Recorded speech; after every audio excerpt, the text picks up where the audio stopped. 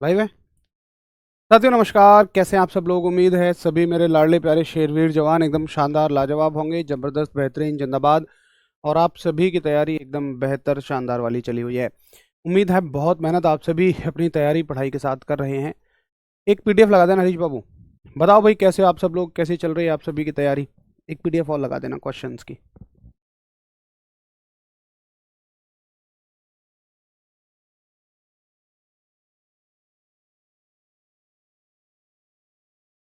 तो ये बताओ कि जो चैप्टर कल आपको कराया है उसके क्वेश्चंस कौन कौन करके आ चुके हैं, जल्दी बताओ। जो चैप्टर आप सभी को करवा दिया, जैसे गति चैप्टर करवा दिया मोशन, तो आज बारी है उसके आर्मी में आए हुए क्वेश्चंस को करने की। और मुझे बताइए कि किस किस ने बहुत बढ़िया तरीके से पूरे गति चैप्टर को रिवाइज कर लिया है। क्योंकि गति चैप्टर एक बड़ा चैप्टर था। इसमें दो हिस्सों में हमने चैप्टर को बांटा, one D motion, two D motion. One D motion में हमने बहुत सारी चीज़ों को देखा। उसके अलावा टू डी मोशन में भी हमने तीन तरह की गतियाँ देखी। बताइए कौन कौन कह रहा है जी मेरा तो पूरा चैप्टर रिवाइज है। आप मुझसे कहीं से कुछ भी पूछ लीजिए। बहुत बढ़िया, वेरी गुड। बहुत सारे साथियों का एक अच्छा आत्मविश्वास है, एक ज़बरदस्त कॉन्फिडेंस है उनका कि आप कहीं से भी कुछ भी पूछ लीजिए। बहुत बढ़िया। तो चलिए अभी क्वेश्चंस देखेंगे, क्वेश्चंस करना शुरू करेंगे। हरीश बाबू अभी पीडीएफ लगा देंगे। तब तक मैं आपको बता दूं कि हम अब आगे कौन सा चैप्टर पढ़ेंगे। तो चैप्टर नंबर 4 रहेगा आपका, जिसका नाम है गति के नियम। चैप्टर नंबर 4 जिसका नाम है लॉज ऑफ मोशन, यानी कि गति के नियम। गति के नियम। अच्छा ये बताओ, आप लोग मेरे साथ साथ नोट करते हो क्या? कितने ऐसे लोग हैं, थम्स अप करना, जो मेरे साथ साथ नोट करते हैं, साथ के साथ नोट्स बना रहे हैं ईमानदारी से, है ना, गलत नहीं, बिल्कुल ईमानदारी से बताओ। जो मेरे साथ के साथ नोट करते हैं और बाद में नोट करते हैं, कोई बुराई नहीं है, बाद में नोट करने में अच्छी चीज़ होती है, बाद में आपका रिवीजन हो जाता है। नहीं, मैंने भेज दिया है, एक सेकंड। गई नहीं है, इसको बाहर ले जाओगे थोड़ा, ये लो, बाहर की हवा खिला लो। अच्छा, तो बहुत सारे साथी हैं जो साथ के साथ नोट करते हैं, वेरी गुड। कोई दिक्कत नहीं है कि आप साथ के साथ नोट करिए या बाद में नोट करिए। मैं जस्ट एक अंदाज़ा लेना चाह रहा था कि आप में से कितने साथी ऐसे हैं जो साथ के साथ में नोट करते हैं। चलिए अभी हरीश बाबू बस पीडीएफ लगा देंगे, तब तक हम एक चीज़ के बारे में सीख लेते हैं। देखिए, लॉज ऑफ मोशन, गति के नियम, इसमें हमें तीन नियमों की बात करनी है। आप सभी जानते होंगे न्यूटन साहब के, पहला नियम, दूसरा नियम और तीसरा नियम। लेकिन ऐसा नहीं है कि आप डायरेक्टली नियमों के साथ चले जाएं। पहला नियम अगर मैं सीधा सिखाने लगूं तो आपकी समझ में नहीं आएगा। दूसरा नियम अगर मैं सीधा सिखाने लगूं तो नहीं समझ में आएगा। पहले नियम से पहले कुछ चीज़ें आपको पढ़नी रहेंगी, दूसरे नियम से पहले कुछ चीज़ें आपको पढ़नी रहेंगी, तीसरा नियम डायरेक्टली समझ में आ जाएगा। तो देखिए, पहले नियम को समझने से पहले आप सभी को एक और राशि को समझना पड़ेगा जिसका नाम है जड़त्व। तो गति के नियम चैप्टर की पहली क्वांटिटी है, या पहली राशि मत कहिए इसको, ये कोई राशि नहीं है। पहला टॉपिक है जड़त्व यानी कि इनर्शिया। देखिए क्या होता है इनर्शिया, आप समझिए इनर्शिया को बहुत बारीकी से, मजा आएगा। देखिए, एक बार में ही याद हो जाता है, बहुत बढ़िया, very good, very good, very good, शानदार।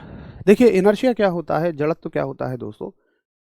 जैसे मान लीजिए ये पेन है, मैं इसको कहीं भी ले जाके छोड़ दूं ये यहीं आ जाएगा। मैं इसको कहीं भी ले जाके छोड़ दूं ये यहीं आ जाएगा। आप कहीं और भी ले जाके छोड़ दो, ऐसे भी छोड़ दोगे तो फिर भी ये यहीं आ जाएगा, यहीं आ जाएगा। यानी कि दुनिया की हर एक वस्तु एक निश्चित जगह पर रहना चाहती है। भाई ये पेन क्या है, ऐसे रहना चाहता है हमेशा। आप इसको ऐसे कर दोगे तब भी ये यहाँ जाएगा, ऐसे कर दोगे तब भी यहाँ जाएगा।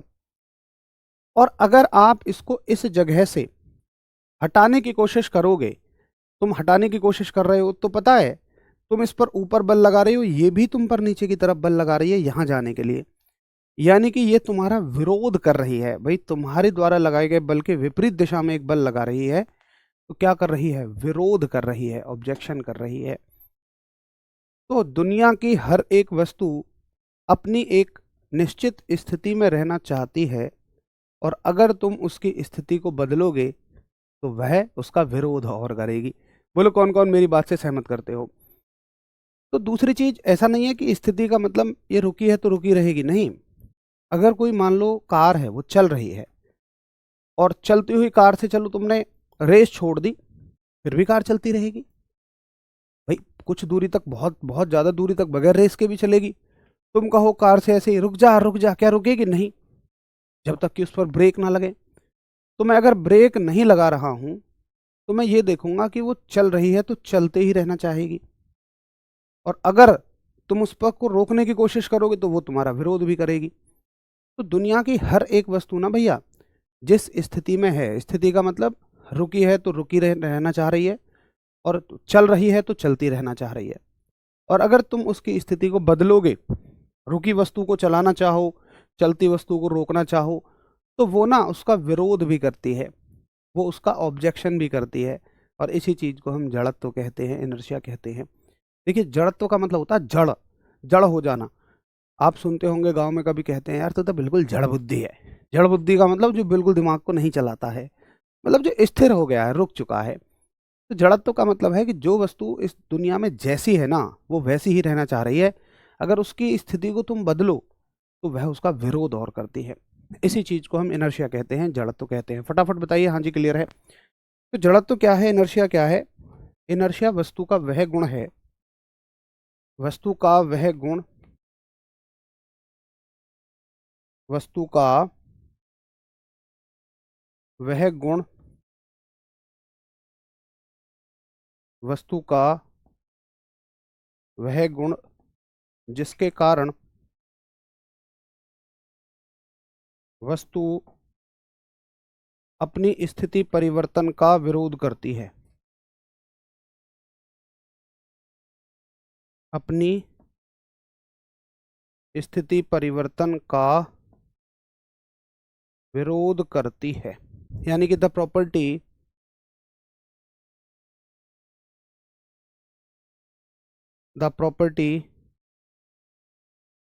by which a body opposes the change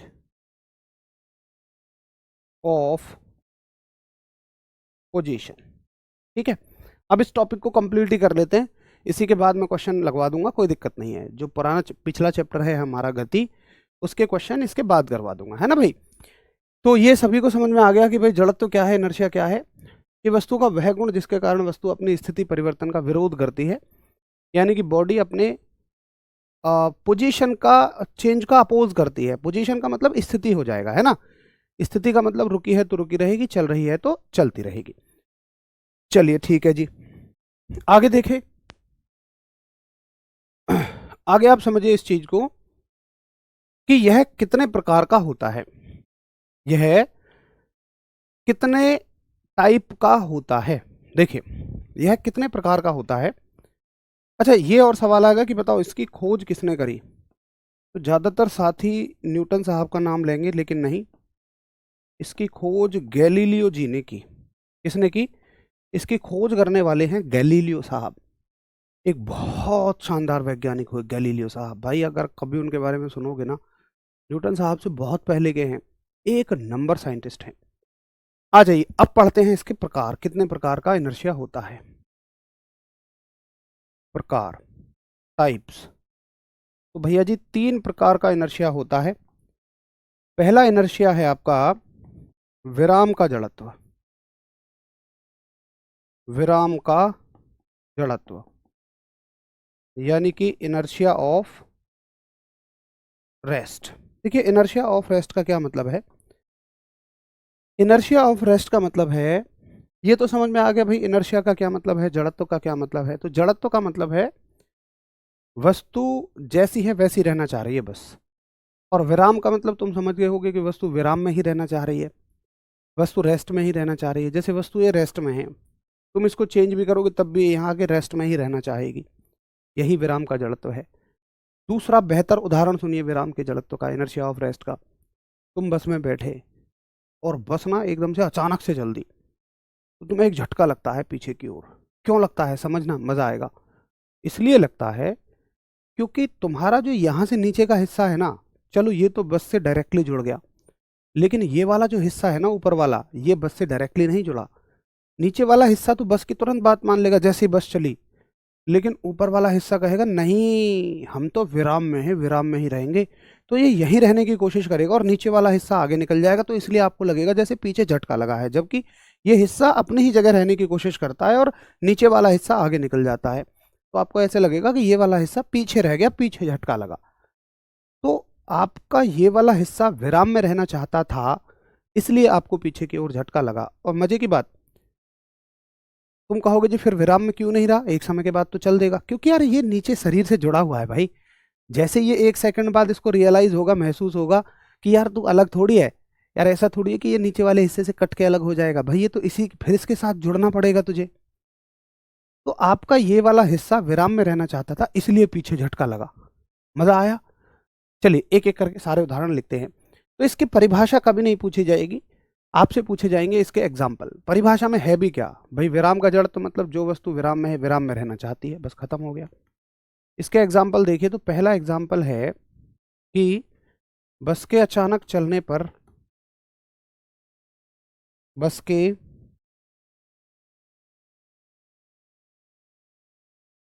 अचानक चलने पर यात्रियों को पीछे झटका लगना। बस के अचानक चलने पर यात्रियों को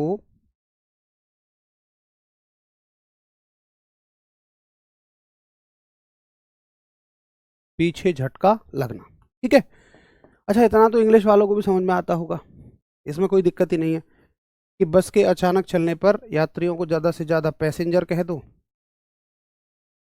पैसेंजर को पीछे झटके को कह दो जर्क, जर्क लगना। एक दूसरा बड़ा शानदार उदाहरण सुनिए, मज़ा आ जाएगा आपको। बहुत बढ़िया शिवांक, वेरी गुड। कुछ बच्चे तो उत्तर करना शुरू कर दिए, जैसे मेरा शेर मोहित यादव है, बहुत बढ़िया मोहित, गजब, एकदम गजब नॉलेज।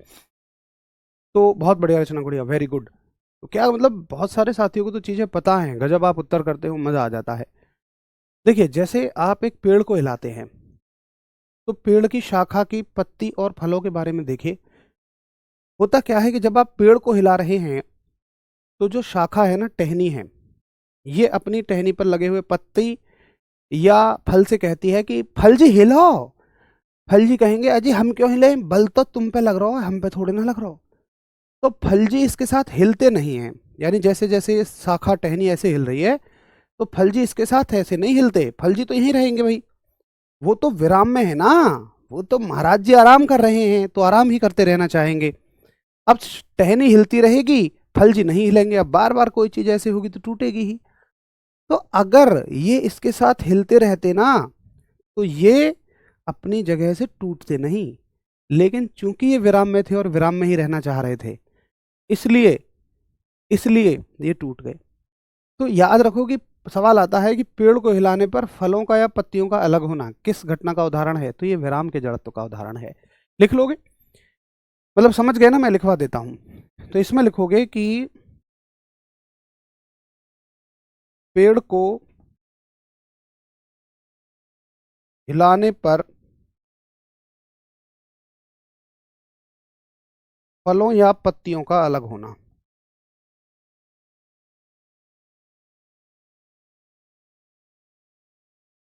फलों या पत्तियों का अलग होना। ठीक है। तो ये तो सब जानते हैं, इतना तो इंग्लिश वाले भी जानते होंगे, पेड़ को हिलाने पर फलों या पत्तियों का अलग होना। अबे तुम कहाँ से टेढ़े टेढ़े चल रहे हो भैया, थोड़ा सीधे हो जाओ तो नहीं क्या यार, ऐसे कैसन बात बनेगा भैया। चलिए भैया, हमको समझ में आता भैया, तो ये दोनों उदाहरण आप सभी को समझ में आता। एक और अच्छा उदाहरण देखता भैया। भैया ऐसा होता कि देखो जैसे ये कंबल है और ये पेन, ये है धूल, ये इस पर धूल जम रही है। अब तुम जैसे ही कंबल को झाड़ते हो, या मान लो चारों कोनों से तुम किसी लड़कों से चारों कोनों से कंबल को पकड़वा लो और उस पर डंडा बजवाओ कंबल पे, तो तुम देखोगे धूल के कण उछल उछल के बाहर आ जाएंगे। कैसे आ जाएंगे? क्योंकि ये कंबल है, ये धूल है। अब जैसे इस पे बार बार डंडा लगेगा ना, तो एक बार डंडा लगते ही ये नीचे जाएगा, और देखो जैसे ये पेन इससे अलग हुआ ऐसे ही कंबल अलग होगा, क्योंकि डंडा लगते ही कंबल जाएगा नीचे। ये धूल के कणों से कहेगा धूल जी चलो, और धूल जी कहेंगी ना ना भैया हम तो विराम में हैं, हम तो विराम में ही रहेंगे, और कंबल नीचे चला जाएगा, धूल वहीं रुक जाएगी, तो धूल अलग हो गई। तो आप याद रखोगे कि कंबल को पीटने पर,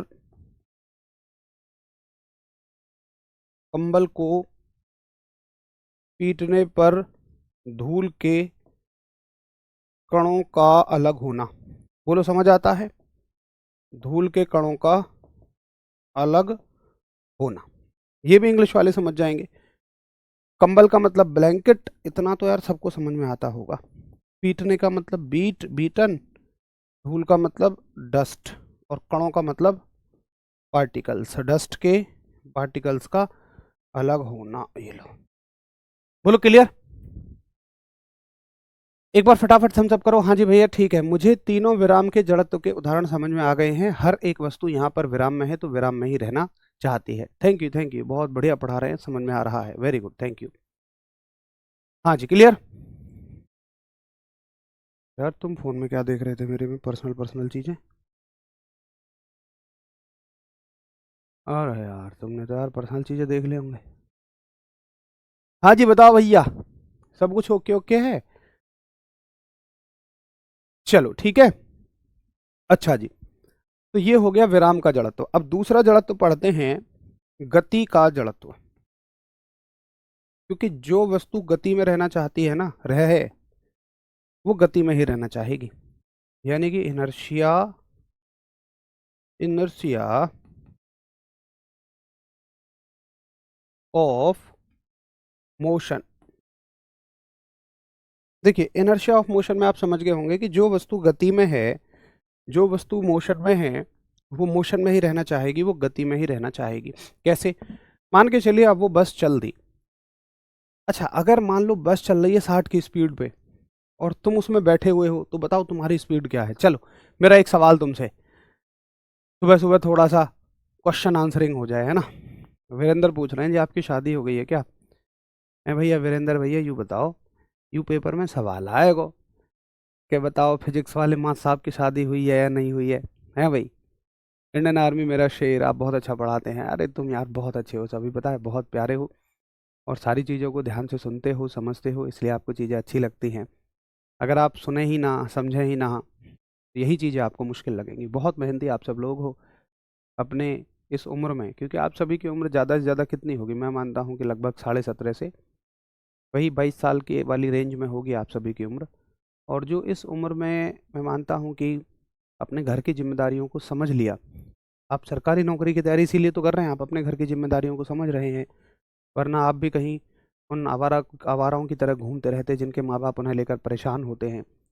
लेकिन आपके जो माता पिताजी हैं, उन्हें कम से कम इस बात का तो चिंता नहीं है कि उनका बेटा या बेटी बिगड़ रही है ना। आप देखो कि जितना ज़्यादा पैसा होता है ना घर में, मैं सबके लिए तो नहीं कह रहा, लेकिन अमीरों के साथ दिक्कत है, 70% दिक्कत है कि उनके बच्चे बिगड़े होते हैं। उन्हें बस ये एक्सपेक्टेशन होती है बच्चों से कि ये चाहे मत पढ़े भाई, घर में आके चुपचाप बैठ के पैसे को खा ले, उल्टे सीधे काम मत कर, नशे मत कर।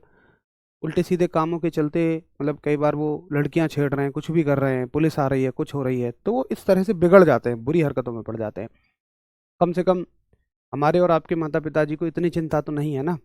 ये बड़ी बात है, इस उम्र में आप सभी उनका सरदर्द ना बनकर उनका सहारा बनने की कोशिश कर रहे हो, ये बहुत बड़ी बात है। मतलब बहुत अच्छे हो तुम लोग, बड़े मेहनती हो, बस मैं इतना कहूँगा। ईश्वर आप सभी को सफल करे, आप सभी की मेहनत को सफल बनाए। हाँ जी। तो बहुत सारे साथी आप में से कह रहे हैं कि भैया, कुछ कह रहे हैं जी 60 की स्पीड है, कुछ कह रहे हैं मेरे दोस्त की 0 की स्पीड है ना। सर मेरे पिताजी मजदूरी करते हैं। देखो यार मैं एक बात कहूँगा दोस्त की, ये अब्दुल कलाम जी की लाइन है, मैं उन्हें फॉलो करता हूँ। उन्होंने कहा कि आप एक गरीब परिवार में आपने जन्म लिया, इसमें आपकी कोई दिक्कत नहीं है, कोई गलती नहीं है। लेकिन एक गरीब परिवार में अगर आप मरते हैं ना, तो आपकी टोटल गलती है, क्योंकि एक परिवार को गरीब छोड़कर आप मरते हैं। तो कोई दिक्कत नहीं है, मजदूरी करना कोई बहुत बुरी बात नहीं है, बहुत अच्छी बात है, मेहनत करके पिताजी पैसा ला रहे हैं आपके लिए। लेकिन आपको ये ठान लेना चाहिए कि मैं इन्हें साल 2 साल से ज़्यादा अब और मजदूरी नहीं करने दूंगा, बस हो लिया जितना हो लिया। तो मेहनत करो, लगाओ नौकरी, और आके एक दिन पिताजी को मतलब वो कांपते हाथों से जब मोबाइल तुम दिखाओगे पीडीएफ को, तो इस साथ में लगे हाथों ये भी कह देना कि पिताजी शुरुआत यहीं से करना, रिजल्ट बताते समय कि पिताजी अब आपको मजदूरी जाने की जरूरत नहीं है, आपका बेटा आपका सहारा बन चुका है। मतलब मैं तो देखो मेरे रोंगटे खड़े हो जाते हैं ऐसे शब्दों को सोचने में, कहने में भी। मुझे लगता है आप भी अपने माता पिताजी के प्रति मेरी तरह की भावनाएं रखते हैं। पता है आपको बहुत मज़ा भी आएगा जब आप अपने माताजी पिताजी को ये कहते हुए देख कहोगे कि अब आपको और इधर उधर काम वाम करने की ज़रूरत नहीं है। देखो गांव से संबंधित हो तो खेती बाड़ी के काम में तो कभी कोई बुराई नहीं है, वो तो करते भी रहने देना, उससे क्या है कि हाथ पैर चलते रहेंगे। बहुत ज़्यादा मेहनत का काम नहीं, मेहनत के लिए मजदूर बुला लिया करना, लेकिन गांव में हो तो थोड़ा बहुत तो काम करते रहना। लेकिन ये मेहनत मजदूरी वाली जो चीज़ें होती हैं कि किसी दूसरे के घर जाके, फैक्ट्रियों में जाके, कंपनियों में जाके, ये सब तो फिर आप तुरंत ही मना बेना ही कर देना। और इस चीज़ के लिए मेहनत करो, करो ऐसा, कब कर सकते हो, आप में से हर एक के अंदर वो क्षमताएं हैं। चलिए, तो बहुत सारे साथी जो हैं, बहुत सारे मेरे बच्चे कह रहे हैं भैया जी, कुछ साथी कह रहे हैं हम अगर बस चल रही है 60 की स्पीड से तो हम 0 की स्पीड पे हैं, कुछ कह रहे हैं 60 की स्पीड पे हैं। देखो भाई, बस अगर 60 की स्पीड पे चल रही है ना और आपको लग रहा है कि आप रुके हैं, आपकी स्पीड 0 है, तो नहीं, आप गलत सोच रहे हैं। आप भी बस के जितनी ही गति से चल रहे हैं। भाई 1 घंटे में अगर बस 60 किलोमीटर चलेगी तो तुम भी तो 1 घंटे में 60 किलोमीटर चले हो मालिक, तो तुम्हारी चाल भी कितनी है, 60 है। अब सुनिए, अब अगर बस का ड्राइवर अचानक से खींच के ब्रेक लगाया तो होगा क्या कि फिर से वही बात, देखो ये वाला हिस्सा जो है ना, ये बस के सीधे संपर्क में है, सीट पे बैठा हुआ है, तो ये बस की तुरंत बात मान लेता है। लेकिन ऊपर वाला हिस्सा बस की बात तुरंत नहीं मानेगा, और जैसे ही आप ब्रेक लगाओगे एकदम से, तो ये वाला हिस्सा तो रुक जाएगा, लेकिन ये जो ऊपर वाला हिस्सा है ना, ये जो यहां से ऊपर का हिस्सा है, ये एकदम से आगे की तरफ भगेगा, भैया मैं तो गति में हूं, गति में रहूंगा। लेकिन यहां तक जाने के बाद इसे समझ में आ जाएगा तुझे गति में जो ला रहा था नीचे वाला हिस्सा वही रुक गया यार, तो ये यहाँ आगे रुक जाएगा, लेकिन कुछ दूरी तक कोशिश करेगा। इससे प्रतीत होता है कि हमारा शरीर गति में था तो गति में ही रहना चाहता है। सवाल आएगा कि बस के अचानक रुकने पर यात्री को आगे की ओर झटका लगता है, किस चीज का उदाहरण है? तो ये विराम के गति के जड़त्व का उदाहरण है, इनर्शिया ऑफ द मोशन का एग्जाम्पल है। इनर्शिया ऑफ मोशन का एग्जाम्पल है कि बस के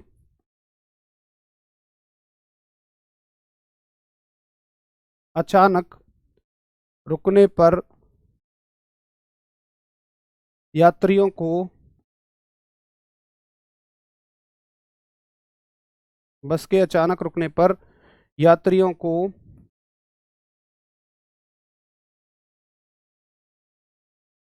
आगे झटका लगना, है ना?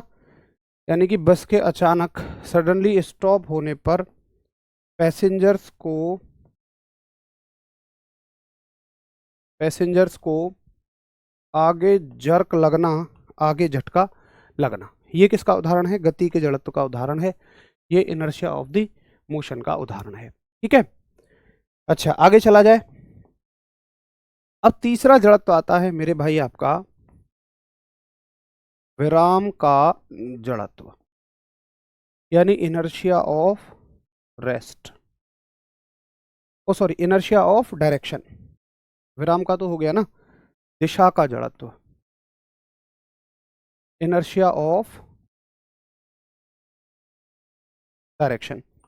देखिए, दिशा के जड़त्व का मतलब है कि वस्तु, जैसे साइकिल है ना आपकी, अब आप साइकिल को पैडल मार के छोड़ भी दें तो साइकिल सीधी चलेगी तो सीधी ही चलती रहेगी। भाई ऐसा थोड़ी है कि आप साइकिल को कहो मुड़ जाओ साइकिल जी, तो साइकिल ऐसे मुड़ जाएगी, नहीं। साइकिल बस चल रही है तो चलती ही रहेगी, जिस दिशा में चल रही है उसी दिशा में चलती रहेगी। तो इसी को कहते हैं हम दिशा का जड़त्व, इनर्शिया ऑफ डायरेक्शन।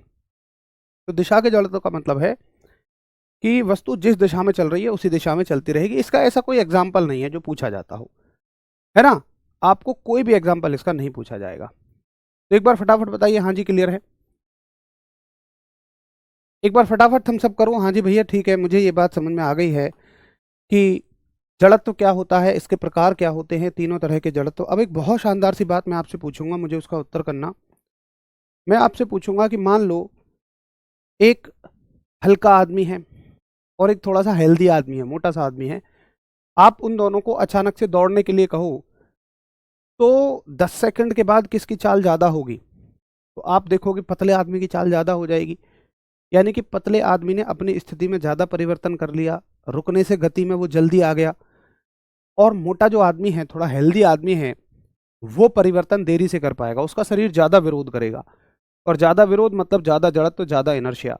तो क्या मैं कह सकता हूं कि जिसका मास या द्रव्यमान ज़्यादा होगा उसका जड़त्व ज़्यादा होगा, उसका इनर्शिया ज़्यादा होगा? बोलो यस और नो। तो अगर आप कह सकते हो तो ये लाइन याद रखना कि ये सवाल आएगा कि जड़त्व किसका गुण है, तो आप याद रखोगे भैया जी, जड़त्व जो है ये किसका गुण है? ये द्रव्यमान का गुण है। यानी कि inertia is the property of mass. Inertia is the property of mass. ये बहुत ही इंपॉर्टेंट लाइन है, इसको बड़े अच्छे से नोट करिए। और अगर आपको सारी चीज़ें समझ में आ गई हैं तो एक बार थम्स अप कर दो। यहाँ तक हमारा इनर्शिया कंप्लीट हो गया है, यहाँ तक हमारा जड़त्व क्लियर हो गया है। फटाफट थम्स अप करो। देखो यार, जो बाद में जुड़ा करो ना, ये ऐसे मत कहा करो कि सर दोबारा बता दो मैं अभी जुड़ा हूँ, दोबारा बता दो मैं अभी जुड़ा हूँ, ऐसे मत कहा करो यार। भाई ऐसे तो बताओ, हर बच्चा अगर 5 मिनट बाद जुड़ेगा और वो 5 मिनट पीछे ही मुझे ले जाता रहेगा तो आगे कैसे बढ़ेंगे हम? आप फिर बाद में देखा करो, क्लास को पीछे करके देखा करो। अच्छा, लाइव क्लास शायद पीछे नहीं होती है, ये जब रिकॉर्डेड आएगी तभी पीछे आएगी।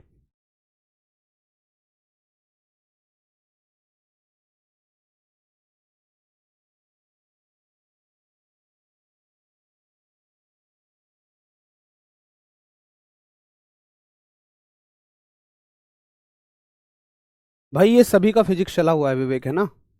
सभी की फिजिक्स इसमें ही चली हुई है। चलिए, ये बात हमें बड़े अच्छे से समझ में आ गई है। अब देखिए, मैं एक छोटी सी डेफिनेशन आपको बता रहा हूं बल की। हालांकि एक बड़ी डेफिनेशन हम गति के दूसरे नियम में पढ़ेंगे, बस अभी छोटी सी डेफिनेशन बता रहा हूं मैं फोर्स की, बल की। मैं कह रहा हूं कि अगर कोई वस्तु रुकी है, ये वस्तु रुकी हुई है और मैं इसको धक्का देता हूं तो ये वस्तु चल जाएगी, यहां से यहां पहुंच जाएगी। यानी कि अगर ये वस्तु रुकी है और मैं इसको धक्का देता हूं तो ये चल जाएगी, मतलब ये है, इसी को हम बल कहते हैं, इसी को फोर्स कहते हैं। यानी फोर्स यानी बल एक ऐसा धक्का है जो रुकी वस्तु को चला सकता है। अच्छा, अगर ये वस्तु इधर की तरफ चल रही है और मान लीजिए कि मैं इस पर एक इधर से बल लगा दूं, यहां से ऐसे करके, तो अब की बार ये रुक जाएगी। यानी बल रुकी वस्तु को चला भी सकता है और चलती वस्तु को रोक भी सकता है ना?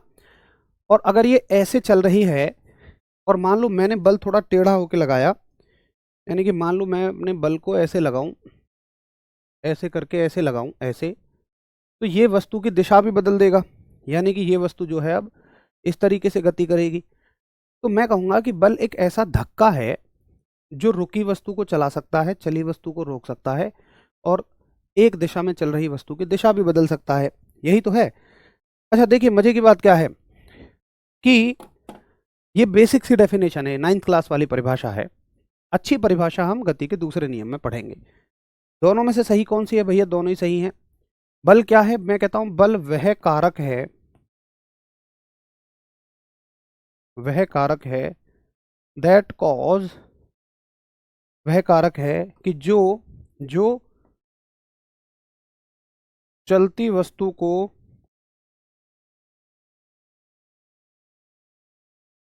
रोक दे या रुकी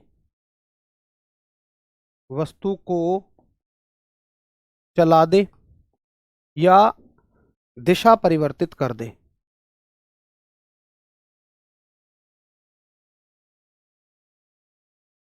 दिशा परिवर्तित कर दे मतलब that can cause, that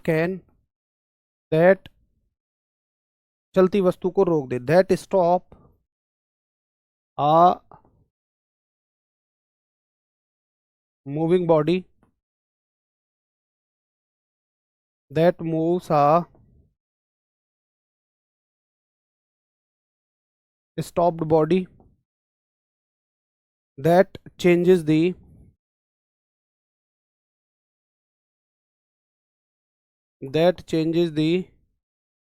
direction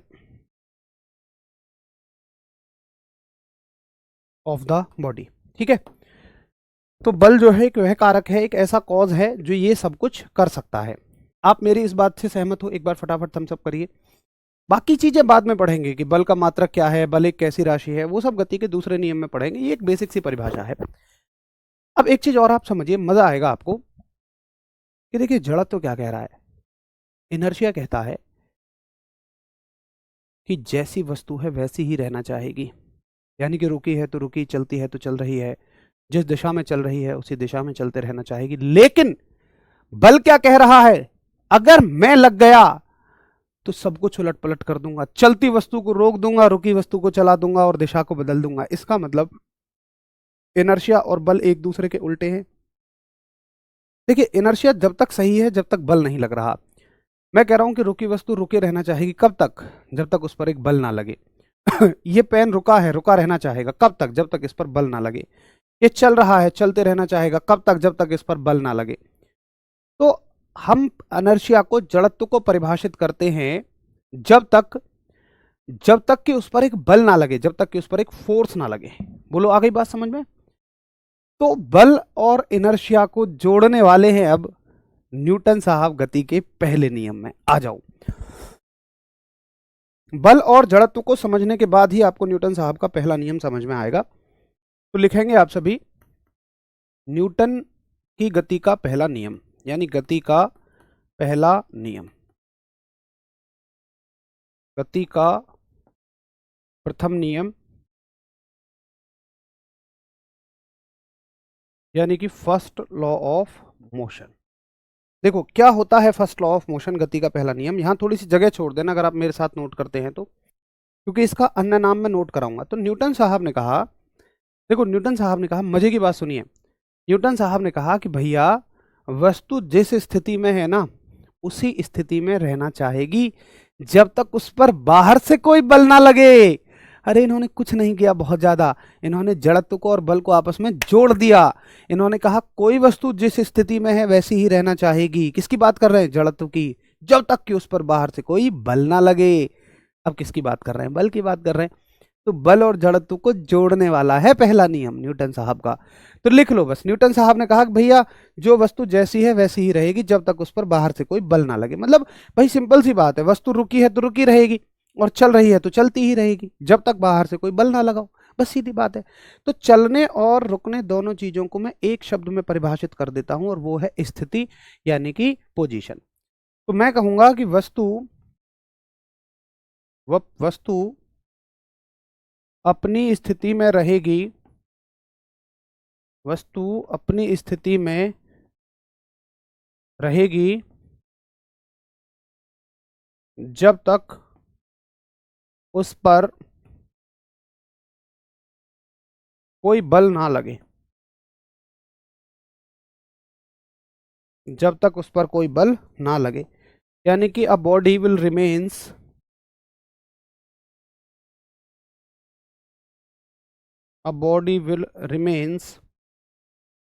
in its position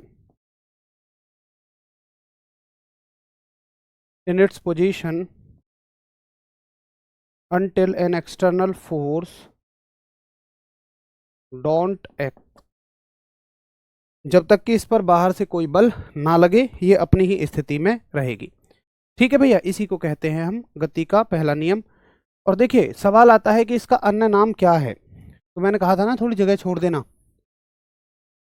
सवाल आएगा इसका अन्य नाम क्या है, तो आप याद रखोगे कि भैया इसी नियम को हम जड़त्व का नियम भी कह सकते हैं।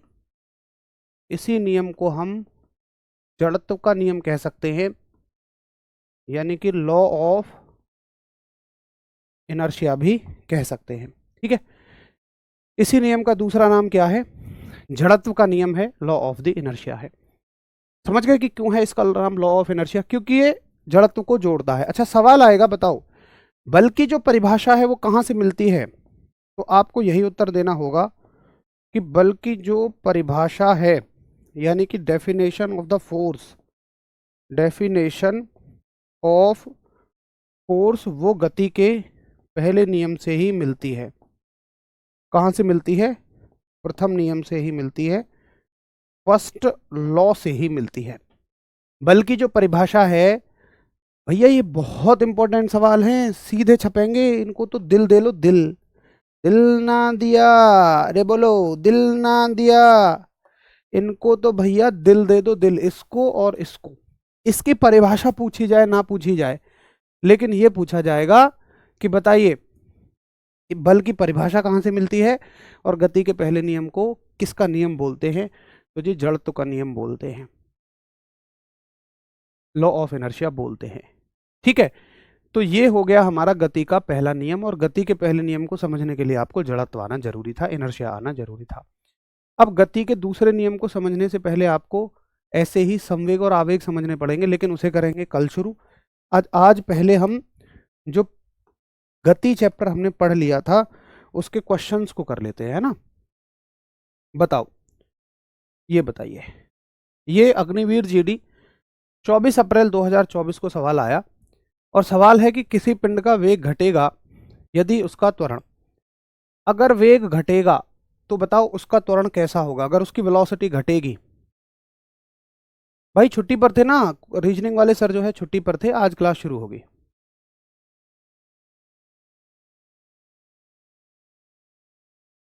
दीपक को दोनों बैच अच्छे हैं भाई, फाउंडेशन योद्धा दोनों अच्छे हैं, आपको ये एक बैच कंप्लीट कर लीजिए।